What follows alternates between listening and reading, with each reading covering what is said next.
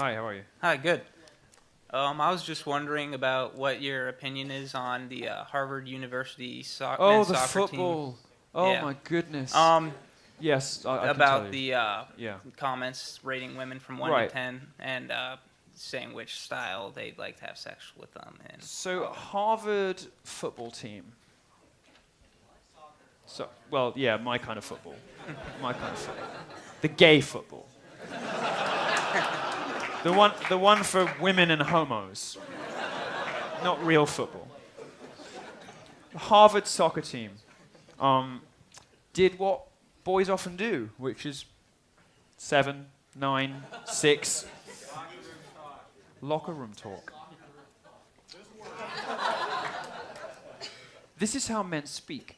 And pretending that it isn't, and creating this schism between public and private, forcing people to behave one way privately and one way publicly, is deeply psychologically dysfunctional.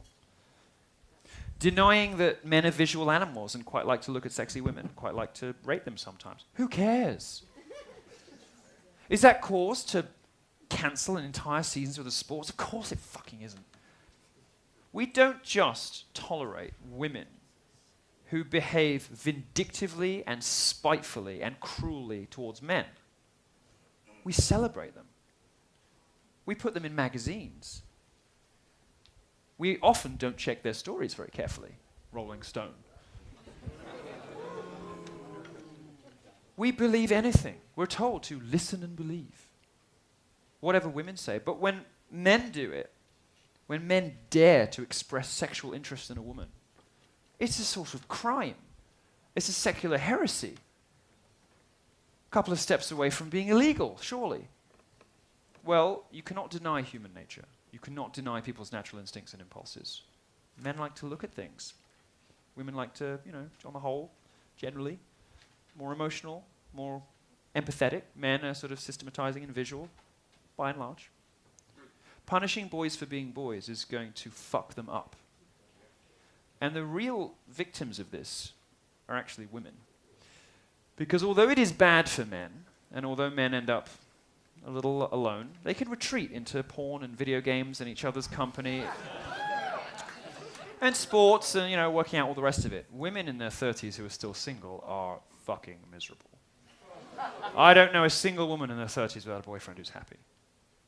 Why? Because this sort of ugly brand of feminism, this utterly hypocritical set of speech codes, with one rule for boys and one rule for girls, is driving the sexes apart. And this is another example of how feminism hurts women the most. It always has. Cancelling a season of soccer, gay as it is.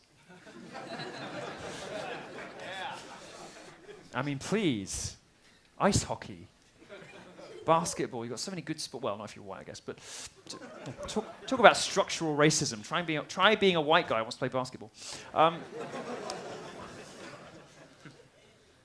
This sort of cancelling a whole season of sport because men were being boisterous and cheeky is such a perfect example of the lunacy and hypocrisy taking root in this country and in its educational establishments.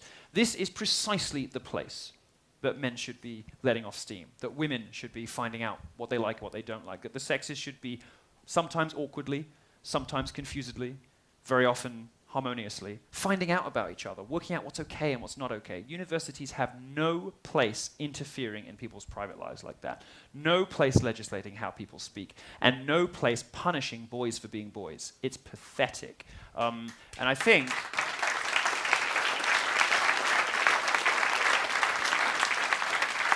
universities need to get out of people's bedrooms. And those universities that refuse to get out of people's bedrooms will see their attendance and enrollment drop. They will see their alumni donations drop because you know what? Sure, Harvard's never going to want for applicants, but Harvard has plenty of Republican alumni. Plenty of people who went to Harvard will just not donate anymore. It will hurt them in the end. I see a sort of, in the marketplace of universities, I see a sort of split opening up between places like DePaul University, mental, completely mental. Why is it always the Catholics? And the University I can say it, I am one. And the University of Chicago, which has announced that for people coming in 2017, 2018, do not expect any trigger warnings, do not expect any safe spaces. This is somewhere you come to learn. So I think another example of capitalism working well, I hope, is that this is going to be corrected by market forces. People are just not going to apply, they're not going to give money, and they're not going to be fond of institutions that have these crazy social justice politics. The idea that Harvard, of all places, by some metrics, the best school you have, has fallen to this nonsense. Yale has fallen, of course, to the insane garbage of cultural appropriation. Cultural appropriation. Yeah, it's how art works, you idiots. It's not racism, it's how art functions. The idea that the best institutions in this country have fallen to this stuff is depressing. But there are schools that are better.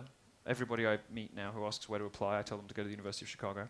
And I'm sure there are other schools, and they're going to emerge over time. It's the single biggest red flag that the very best institutions, the very best educational institutions in this country, are lost to reason and lost to common sense. And I hope it hurts them. I hope applications go through the floor. It's Harvard, so it'll take them a bit longer to get stung, I think. But it's not on, and it's not okay. And punishing boys for being boys is one of the things that's causing the most problems in civilization and society. This election, in many respects, is a sort of war between men and women, the sort of feelings brigade of the Institutional Democrat Party who want the state to be the provider of all things, just want everybody to be dependent on this paternalistic superstate. And the sort of rugged, sometimes rough around the edges, but strong and proud and patriotic values of a daddy figure who isn't always perfect, doesn't always say exactly what you want him to, but you have confidence in your father. You know that he's going to do right by you, that he has your best interests at heart. And if you listen to what he says, vote him into the White House. Things will be okay. Thank you very much. Thank you very much. Thank you.